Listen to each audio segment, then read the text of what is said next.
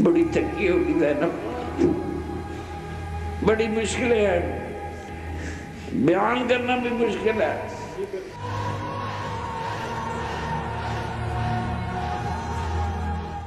اللہ اکبر، کیا بیان کروں ان کی عظمتوں کی داستان۔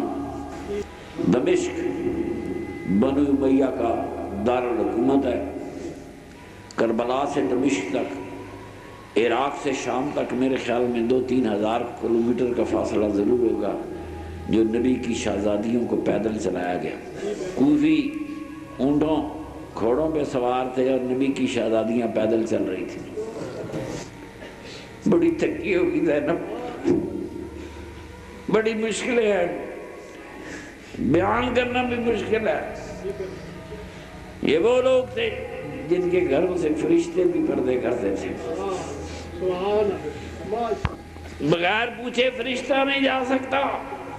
یزید کا دربار ہے، اللہ اکبر، یزید پوچھتا ہے بی بی سے، علی کی شہزادی سے، سیدہ زینب سے، دیکھو تمہیں تمہارے رب نے کتنا ذلیل کیا ہے۔ مطلب یزید کا خدا کوئی نہیں تھا، ذرا توجہ فرماؤ، یہ حقیقی واقعہ آ رہا ہے، تمہیں تمہارے رب نے کتنا ذلیل کیا۔